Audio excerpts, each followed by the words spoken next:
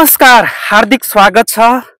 यो हो मेरो कथा, हजुरको कथा, हामी सबैको कथा, परदेशीको कथा सहितको कार्यक्रम हाम्रो कथा।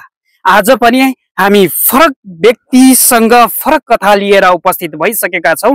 यो कार्यक्रम हरेक हप्ताको बुधबार नेपाली समय अनुसार ठीक 6 बजे यो कथा यहाँहरूले सुन्न सक्नुहुन्छ। हाम्रो कथाको युट्युब च्यानल र यसै गरी टिकटक मार्फत पनि हेर्न सक्नुहुन्छ। यस क्रोएसियामा आएर कर्म गर्दै गर्नुभएका सङ्घर्षका कथाहरू यहाँहरूमा आज प्रस्तुत गर्ने गर्छौं र यसै गरी आज पनि हाम्रो कथाको एपिसोड लिएर यहाँहरूमा आज उपस्थित भइसकेका छौं र यस कार्यक्रमलाई अन्तिम समयसम्म हेरेर साथ दिनुहोला र यसै गरी यहाँहरूको मनमा लागेका जिज्ञासा कमेन्टमा लेख्न पनि नभुल्नुहोला। यहाँहरूले दिनुभएको सल्लाह सुझावले नै यस कार्यक्रमलाई अगाडि बढाउन थप हौसला हामीलाई मिल्नेछ। र अब भने ढिला नगरी आजको कार्यक्रमको अतिथिलाई स्वागत गर्न गइरहेको छु। यहाँलाई हार्दिक स्वागत छ। धन्यवाद सोमजी। हाम्रो कथामा उपस्थित भइसकेका छौं र यहाँको परिचय सुरु गरौँ। मेरो नाम खिरबहादुर खत्री, नेपालको ठेगाना दोलखा जिल्ला जिरी 3 एक प्रत्येक ठाउँ हो। स्विजरल्यान्ड भनेर चिनिन्छ। स्विजरल्यान्ड भनेर पनि चिनिन्छ। स्विजरल्यान्ड भनेर चिनिन्छ तर स्विजरल्यान्ड देश होइन। नेपालको हो। फेरि नेपाल जिरी दोलखा जिरी।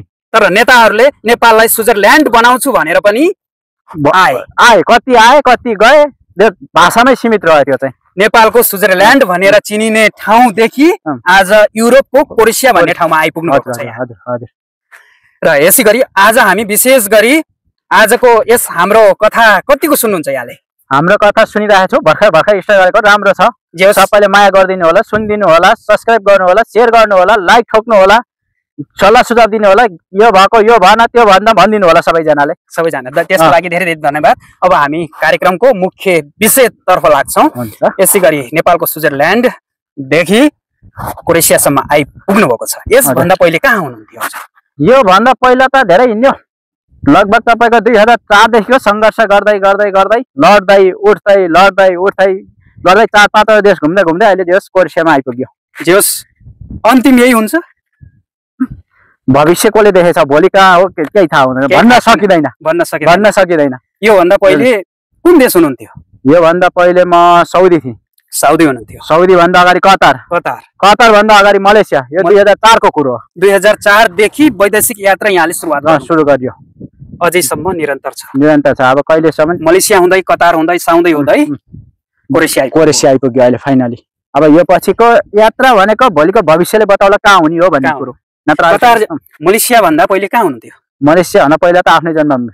मलेसिया भन्दा पहिला सङ्कटकालको बेला कुरो हो। त्यतिखेर माओवादीको थोरै कारणले गर्दाखेरि म इन्डिया पनि पुगेको थिएँ। इन्डिया पुग्यो भनेपछि जिन्दगी एउटा यो सबै गोत रमाइलो पनि छ, एउटा सङ्घर्ष पनि त्यसमा धेरै छ।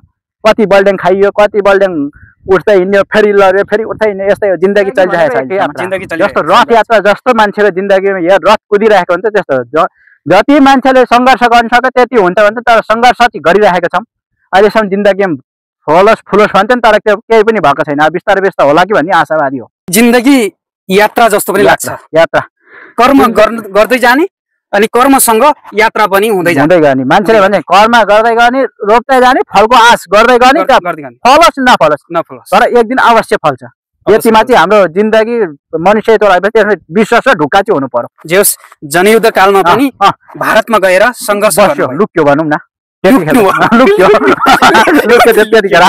लुक्ने काम बचेको केही कमाउने। अनि परिवारसँगै हुनुहुन्थ्यो कि त्यो बेला सँगै त्यतिखेर परिवार त्यतिखेर भने त लगभग 7-8 क्लासको बच्चाको बेला भनौँ न।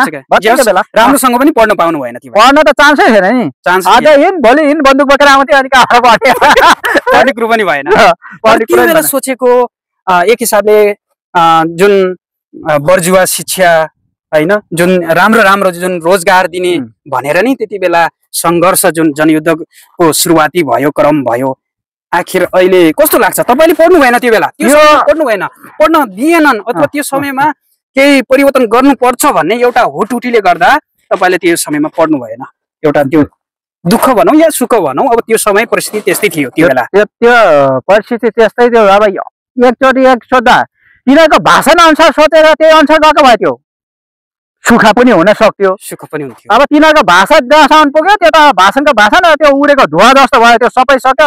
त्यो चाहिँ एकदम दुःख भयो क्या। दुःख भयो। आफूले पढ्न नपाएपछि अब अलि शिक्षा लिन पाएको भए अलिक धेरै कुरो सिकिन्थ्यो होला, धेरै कुरो ज्ञान अरूलाई फैलाउन सकिन्थ्यो होला। त्यसमा चाहिँ अलिक कमजोर हुँदा चाहिँ दुःख छ मेन कुरो।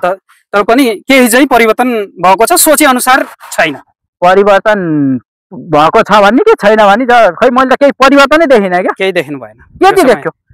जति हाम्रो त्यतिखेर दे भनौँ देश सम्पत्ति थियो हाम्रो भने सबै सिद्ध्यायो क्या। हजुर। त्यो सिद्ध्याउनु साथै कति मान्छे मरे के भए, दुनियाँ दिउना, कोही अपङ्ग भए, कोहीका टोरा भए, कोहीका वृद्ध भए। त्यो अनुसार यही अनुसारको जुन भाषण थियो भने त्यो फलो गर्न नसक्नाले गर्दाखेरि अहिले त्यो चाहिँ खासै मैले परिवर्तन चाहिँ खासै देख्न सकेको छैन। खासै देख्नु भएन।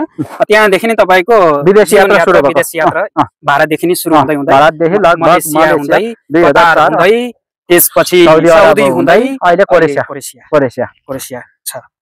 र यतिको मध्येमा किन कुनै एउटा देशमा हजुर टिक्नु सक्नु भएन? रोजगारको यात्रालाई सुरुवात भारतबाट हुँदै मलेसिया पुग्नुभयो। मलेसियामै अहिलेसम्म किन टिक्न सक्नु भएन? कम्पनी राम्रो भएन कि? कम्पनी पनि राम्रो